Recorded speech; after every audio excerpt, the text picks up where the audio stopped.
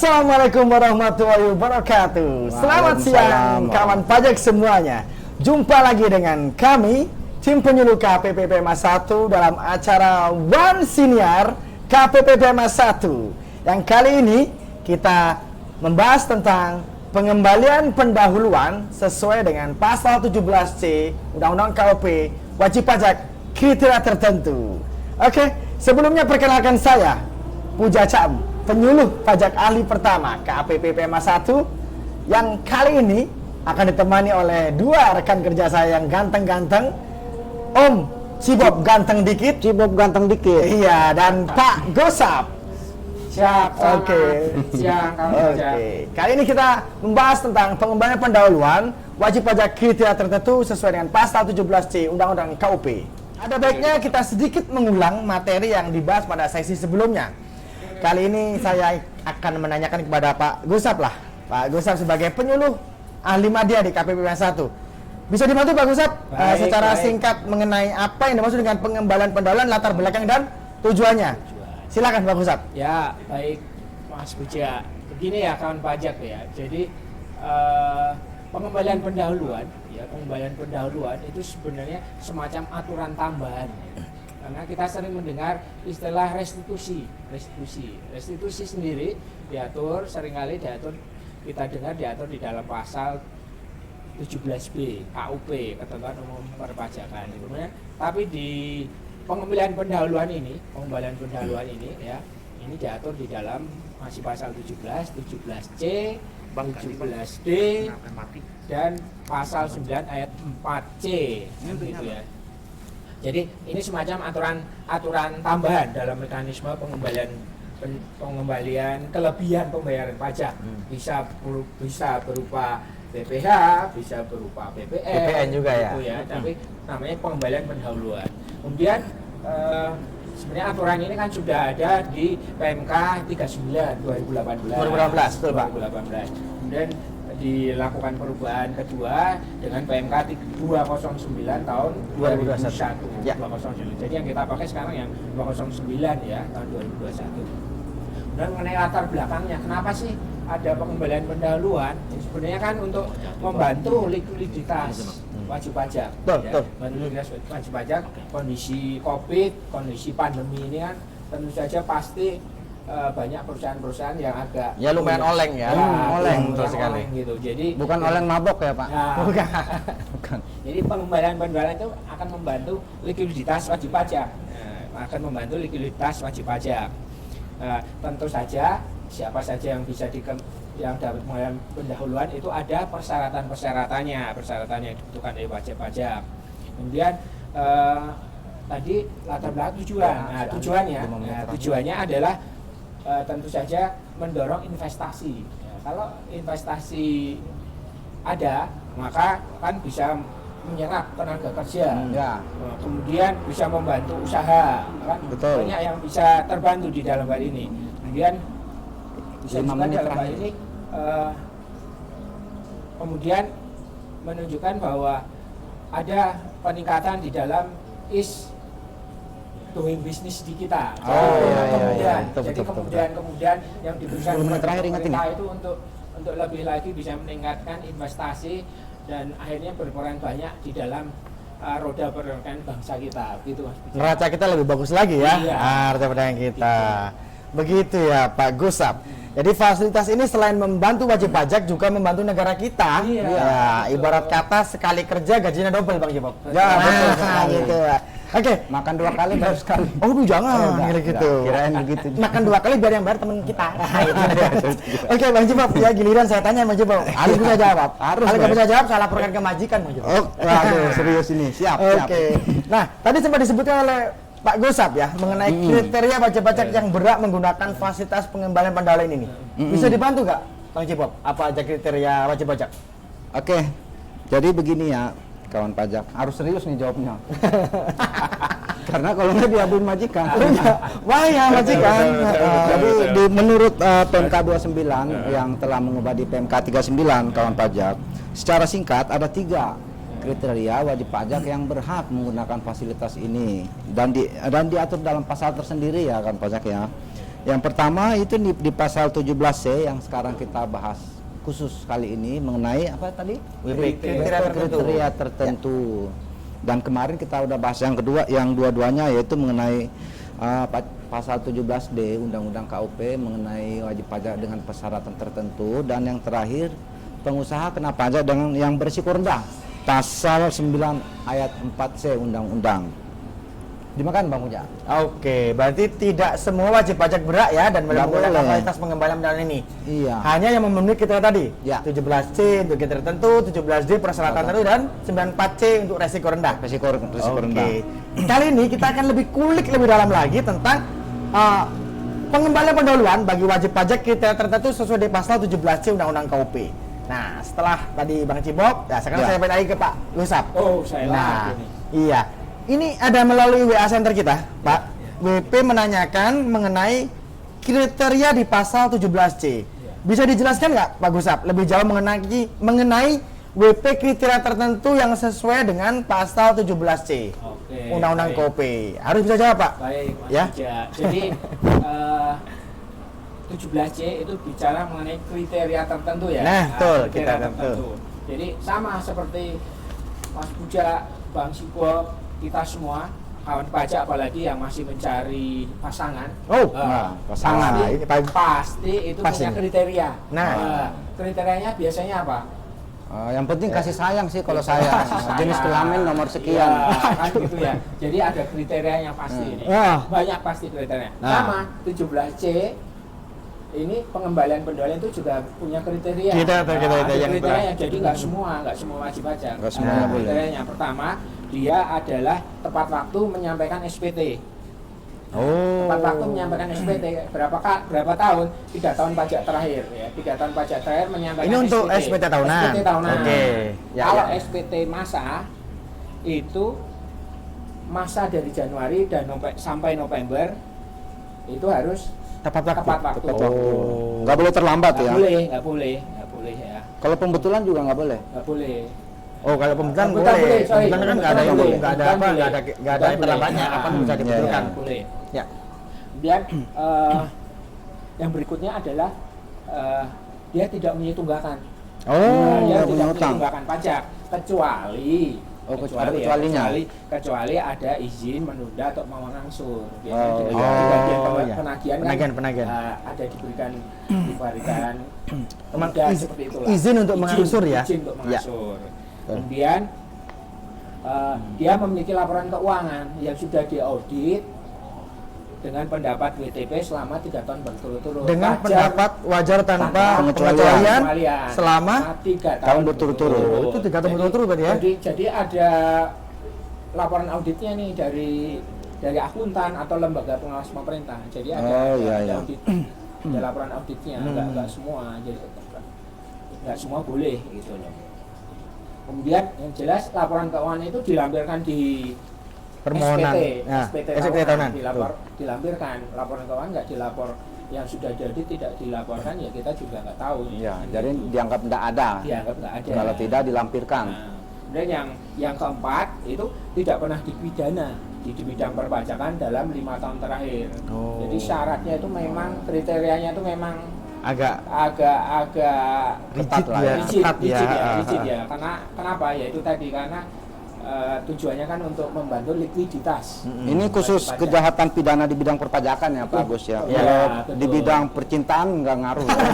Nggak dihitung ya. Bisa diselesaikan mungkin secara kekeluargaan ya Bang ya. Jadi ya kawan pajak ya, cuman pidana perpajakan. Jadi pidana lain enggak? 5 tahun ya. 5 tahun. Terakhir. Oke, jadi setelah kita mendengarkan bareng ya, apa kriteria-kriteria apa sih yang mendasari WP kriteria tertentu tadi di pasal 17C? Kalau secara garis besar berarti ini WP patuh ya Pak ya, tidak pernah ada utang pajak atau memiliki utang pajak tapi udah lunas, kemudian dia tepat waktunya menyampaikan seperti ini kriteria WP patuh Pak.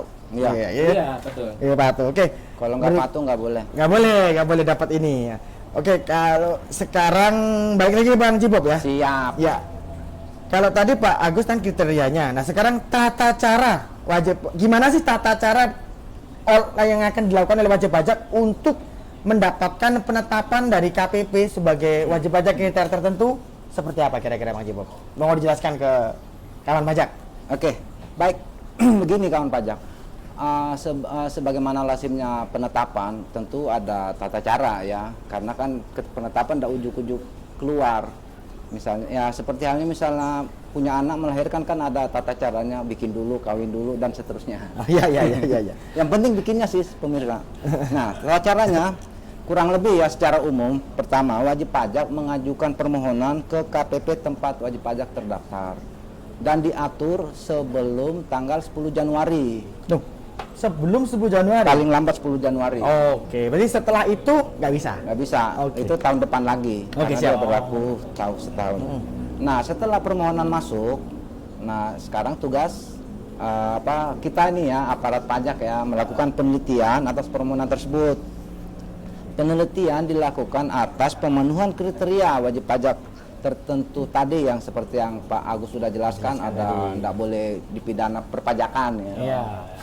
Khusus Tidak boleh terlambat SPT tidak boleh masa, terlambat berapa lapor masa, SPT, tidak tahunan punya itu ya. utang dan seterusnya. Dan yang terakhir, KPP menerbitkan keputusan penetapan sebagai WP kriteria tertentu atau pemberitahuan penolakan paling lama, ini paling lama ya, 1 bulan setelah diterimanya permohonan. 1 bulan permohonan diterima secara lengkap ya. Jadi misalnya kalau belum lengkap ya belum mulai ininya belum mulai diproses ya. Jatuh temponya, argonya. Demikian. 1 bulan dari diterimanya permohonan secara lengkap. Secara lengkap. Nah, tadi ada jadi KPP menerbitkan keputusan penetapan ataupun pemberitahuan penolakan, berarti bisa ditolak juga ya? Bisa. Ya, kalau Ya. tidak memenuhi kriteria yang disebutkan Iya. oleh Pak Gus tadi ya? Iya, kalau semuanya diterima percuma dong diatur. Iya, berarti gitu ya. Dan Oke. ini ada ketentuan tambahan kawan pajak. Apabila sampai dengan batas waktu 1 bulan tersebut terlewati, KPP belum memberikan keputusan atau pemberitahuan, maka permohonan itu dianggap dikabulkan. Oke. Gitu. Demikian, kawan Pak. Demikian Pak Punya. Ya. Oke, baik. Berarti seperti itu ya, ada proses yang akan dilakukan oleh KPP pada saat menerima permohonan dari wajib pajak untuk ditetapkan sebagai kriteria tertentu yang jadi itu sih 10 Januari ya Bang. Jadi Iya. lepas dari itu nggak bisa. Meskipun dia memenuhi semua kriteria yang disebutkan oleh Pak Agus tadi, tapi dia mengajukan di 11 Januari kayak lagunya Gigi. 11 Januari nggak bisa. Nggak bisa. Di 11 Januari itu setelah 10 Januari biasanya. setelah 11 Januari 12. Iya. Sebelumnya 10. 10, Ah, iya. Oke. Gimana kita ngomong kayak gini? Oke, Bang Jiwa. Maaf Ya, ya, pemirsa panas di sini. panas sekali di sini, tapi nyaman sih. Saya merasa homey di sini, Bang. Enak gitu suasana di sini.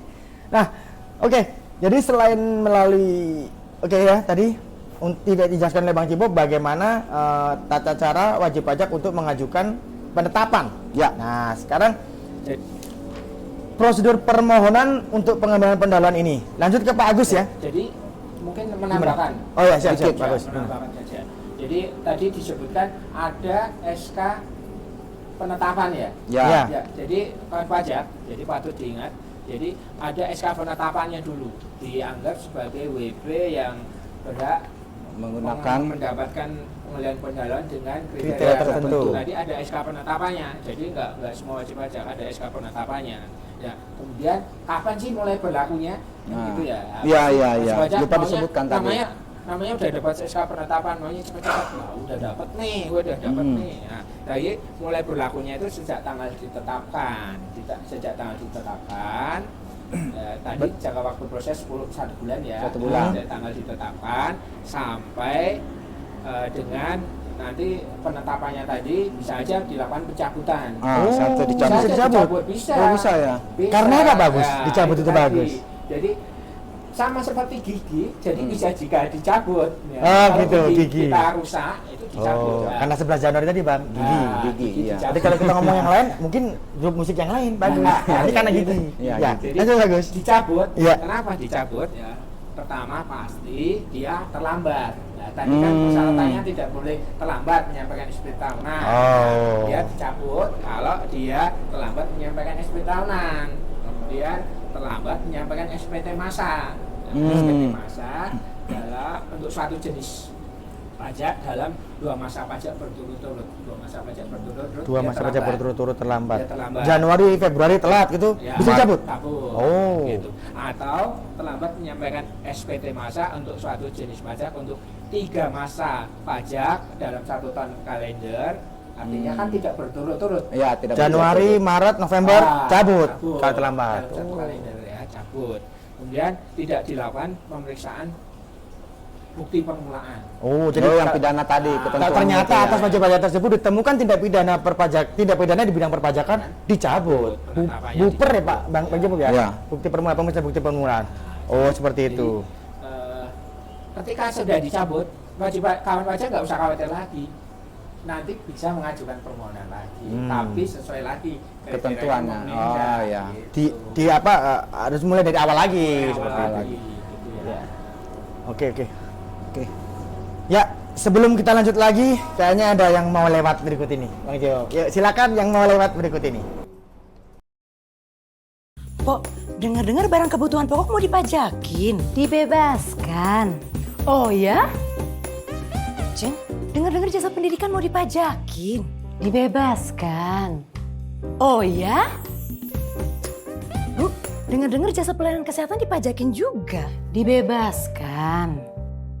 Oh ya? Tak perlu khawatir, barang kebutuhan pokok, jasa pendidikan, dan jasa layanan kesehatan tetap bebas PPN. Madam, saya minta diterawang. Apakah usaha kecil saya bisa sukses? Apakah saya bisa cuan? Madam, Hah? Cuan? Kamu pasti bisa cuan. Karena omset sampai 500 juta tidak kena pajak. Mulai tahun pajak 2022, orang pribadi, pelaku usaha mikro dan kecil dengan omset sampai 500 juta tidak dikenakan pajak penghasilan.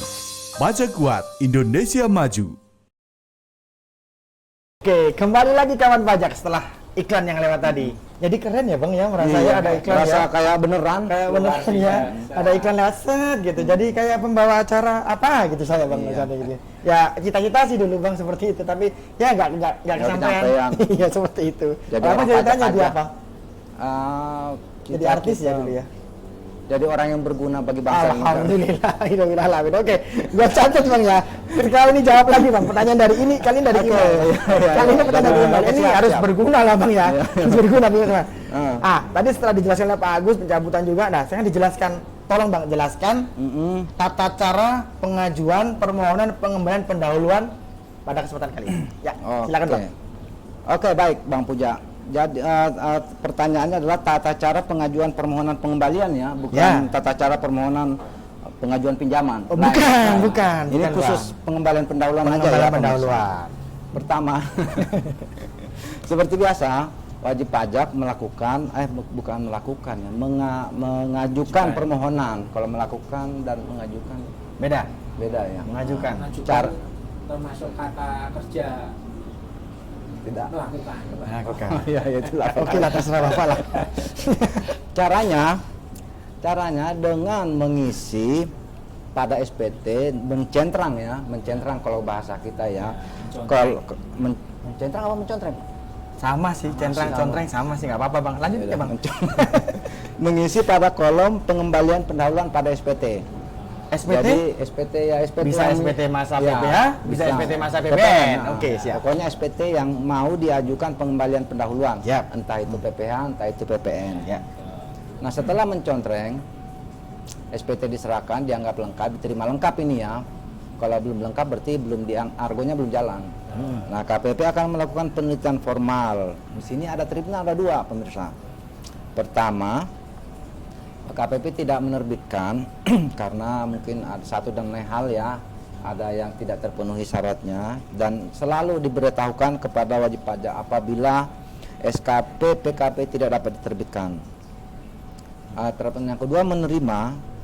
Nah, kalau setelah menerima, KPP akan melakukan penelitian terhadap yang pertama nih ya, kebenaran penulisan dan penghitungan pajak. Yang kedua, bukti pemotongan atau bukti pemungutan PPH yang dikreditkan, ini khusus PPH. Dan yang terakhir, khusus PPN, pajak masukan yang dikreditkan atau yang dibayar sendiri. Nah, setelah melakukan penelitian, treatmentnya ada 2 lagi, apakah diterima atau ditolak. Apabila ditolak, seperti yang saya sebutkan tadi, KPP tidak menerbitkan SK PPKP dan memberitahukan kepada wajib pajak ya, memberitahukan ya kawan pajak. Atau yang kedua, KPP menerbitkan SK PPKP dan setelah itu ada ini lagi ya, tahap Step berikutnya untuk mendapatkan pencairan pendahuluan itu. Nanti kita bahas kapan-kapan. Oke. Lain waktu kawan pajak. Demikian. Jadi titik kritisnya tadi di ini Bang Cibob. Jadi ternyata ini bisa juga ditolak formal Bang Cibob ya. Bisa. Ditolak formal. Jadi tidak harus kita terima juga. Jadi bisa jadi permohonan dari teman-teman kawan pajak ini saat melakukan permohonan itu di SPT masanya, ada beberapa kesalahan yang itu tidak bisa tidak bisa dilanjutkan. dilakukan untuk penelitian ke material. Jadi formalnya sudah tidak gugur. Tapi tetap bisa diajukan lagi kan Bang? Bisa diajukan lagi, ulang lagi. Oke, lanjut pertanyaan dari WA Center kami kali ini ya ke Pak. Oh, ini mintanya dijawab oleh Pak Gusap. Iya. WA Center tolong dijawab oleh Pak Gusap. Aduh. Jangan jawab Bang, biar Pak Gusap yang jawab. Oke. Nah, spesial ini. Iya. Tadi Bang Cibob, tata cara yang dilakukan oleh wajib pajak kali ini tata cara yang dilakukan oleh KPP, penelitian-penelitian terkait dengan permohonan pengembalian pendahuluan yang dilakukan oleh KPP dalam hal ini penyuluh pajak sih Pak. Nah tugas kita yang penting apa kita itu? ini ya penyuluh. Apa aja yang diteliti itu Pak? Ya baik Mas Bijak, begini kawan pajak ya. Jadi Bang Cibob tadi sudah jelaskan sekilas itu penelitian. Jadi semua diteliti ini. Jadi berkas-berkas permohonan wajib pajak ya diteliti, dilakukan penelitian oleh tim penyuluh, itu ya. Tim penyuluh. Ya, apa yang diteliti secara formal yang dilakukan? Tentu saja berkas-berkas yang tadi di depan sudah dijelaskan SPT tahunannya seperti apa tepat waktu enggak 3 tahun berturut-turut SPT masanya tepat enggak, apakah tidak dilakukan pemeriksaan bukti permulaan atau tidak terkena kena sanksi tindak pidana perpajakan selama 5 tahun tadi kan ya disebutkan itu tidak. Saya kembali menekankan tidak terlambat menyampaikan SPT masa karena wajib pajak seringkali kan terlambat gitu loh. Jadi jangan sampai karena tadi sudah dijelaskan 3 kali dalam 1 tahun pajak tidak berturut-turut ya 3 kali itu sudah ditolak. Kemudian dua kali berturut-turut ya itu juga ditolak. Nah, itu. Jadi sekali lagi termasuk di dalam hal ini adalah SPT tahunan. Kenapa SPT tahunan sangat penting? Karena SPT tahunan kan sebenarnya kan tindak lanjut dari wajib pajak ketika sudah diberikan kepercayaan oleh pemerintah untuk memperhitungkan dan melaporkan, silakan dilaporkan SPT tahunan karena itu sangat penting buat melayani wajib pajak terkait dengan banyaknya permohonan, termasuk dalam ini adalah permohonan pengembalian pendahuluan sesuai dengan kriteria pasal 17C tadi yang kita bahas. Itu saja Mas Budha. Begitu kan pajak ya? Iya. Secara umum ya tata cara permohonannya sama ya dengan 17C, 17D sama 94C kemarin yang dibahas oleh teman-teman kita. Oke, kalau untuk jangka waktu penyelesaian permohonan gimana tuh Bang Cibob? Mau diterangkan ke kawan pajak semuanya. Jadi jangka waktu penyelesaiannya, KPP-nya, menyelesaikannya. Jadi janjinya KPP kalau udah diterima lengkap, kapan sih diselesaikan? Gitu. Oh begitu. Oke siap Bang Puja. Jadi begini kawan pajak, untuk menjamin kualitas layanan ya, makanya lumrah diadakan disediakan pasal deadline untuk menjamin terselesaikannya berkas tersebut. Untuk PPHOP 15 hari setelah permohonan diterima lengkap ya. Ini kita ngomong semua permohonan lengkap ya.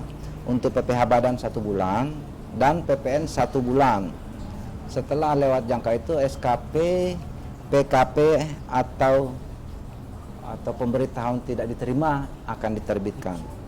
Apabila waktu tersebut terlampaui dan Direktur Jenderal Pajak tidak menerbitkan, maka permohonan itu dianggap dikabulkan dan akan diterbitkan oleh Direktorat Jenderal Pajak segera setelah terlewatinya tanggal itu. Demikian. Jadi PPH OP 15 hari, PPH badan 1 bulan dan PPN juga 1 bulan. 1 bulan. Baik. Oke, berikutnya Terakhir nih kayaknya. Terakhir ya tambahan sih bunga modalan. Ya. Ada hal lain ya Bang Cibop atau Pak Agus yang mau ditambahkan lagi? Bagus lah jatahnya. Bagus. Yang nambahin. Ya. Mana Bagus? Saya menggarisbawahi dari beberapa tadi yang sudah kita sampaikan ya. Ya. Kawan pajak. Jadi pengembalian pendahuluan itu adalah hak wajib pajak. Ya. Hak betul. wajib pajak. Apabila memenuhi kriteria. Apabila memenuhi kriteria yang tadi sudah Disebutkan, kita ya. disebutkan, ya. Tapi dalam hal ini, ketika hak itu sudah diberikan, nah, ternyata wajib pajak, ya, di dalam selama perjalanan waktu, ya, Ada kesalahan. ada kesalahan, ya, ada Atau kesalahan, kenakalan. ada kenakalan. Jadi hati-hati kawan pajak. Jadi nanti akan dilakukan juga pemeriksaan. Ya. Nah, kalau tadi pembelajaran kan penelitian, nanti akan dilakukan pemeriksaan. Sifatnya sampling ya. Iya, kemudian akan diterbitkan surat ketetapan pajak kurang bayar kalau ditemukan tadi kenakalan tadi. Tapi bukan hanya surat ketetapan pajak kurang bayar, sekali lagi ada sanksi yang diberikan. Ya, sanksi yang diberikan yaitu ditambah sanksi administrasi berupa kenaikan 100%. Gede juga, Pak. Gede. Jadi hak silahkan dipakai wajib pajak kawan pajak, tapi ada sanksi jikalau memang wajib pajak melakukan kenakalan tadi. Kenakalan itu disengaja ataupun tidak disengaja tetap kena sanksi ya. Ya, kena sanksi. Karena apa? Ya sudah dikasih Ya. Dikasih kemudahan. kemudahan. Karena pengembalian pendahuluan. Oh ya, didahulukanlah dikasih. Ya saya rasa sih memang sebelum 2018 kalau untuk mengajukan pengembalian kan 1 tahun nih Pak. Iya. Atau dijelaskan Bang Cibop kan 30 hari udah dapat SKPPKP-nya dan kalau SKPPKP itu langsung 1 bulan berikutnya cair duitnya Bang ya. Ya. Nah, jadi kalau untuk case flow wajib pajak itu sangat berguna sekali. Sangat berguna Daripada sekali. uang itu ngendon lama, Ya. 1 tahun baru bisa dicairkan. Nah, itu fasilitas tapi ada juga punishment. Iya. Nah, 100% ya Pak dendanya ya. Wajib pajak yang Ya. menyalahgunakan. Yang menyalahgunakan Sengaja ataupun tidak sengaja sengaja. menyalahgunakan, tapi ya tenang kawan pajak itu kalau menyalahgunakan saya rasa semuanya baik lah Bang. Baik. Iya, baik Baik semua. saja. Oke, demikianlah bahasan kelas pajak kita tentang pengembalian pendahuluan dengan kriteria tertentu sesuai dengan PMK 209/2021 yang merupakan perubahan kedua dari PMK 39 tahun 2018 tentang tata cara pengembalian pendahuluan kelebihan pembayaran pajak. Mohon maaf jika kami ada kekurangan pada kesempatan kali ini. Semoga kita bisa memperbaiki ke depannya. Terima kasih kepada kedua narasumber saya yang ganteng-ganteng ini, Om Cibop dan Pak Gusap, Teksmin dan para pemirsa atas antusiasmenya mengikuti acara ini. Terima kasih. Terima kasih. Kawan-kawan semua, tanpa Terima kalian kasih. semua kita nggak ada apa-apanya ini. Oke, terima kasih semua atas antusiasmenya mengikuti acara ini. Sampai jumpa di acara berikutnya Pajak Kuat Indonesia Maju. Saluran informasi yang bisa dihubungi untuk bertanya pada perpajakan yaitu 1. Portal DJP www.pajak.go.id. Kirim pajak 1.500-200. DM di IG atau Twitter KPP PMA1 di @pajakpma1. 1 pakai angka @pajakpma1. Kemudian di WA Helpdesk 0812 1100 9052 dan di telepon di 021 798 3767 extension 102. Jangan lupa untuk follow IG dan Twitter KPPMA1 di @pajakpma1. Semua layanan di KPPMA1 tidak dipungut biaya. Closing kita akan tagline dari KPPMA1, one on time, no pollution, equal treatment. Terima kasih, selamat siang. Assalamualaikum warahmatullahi wabarakatuh.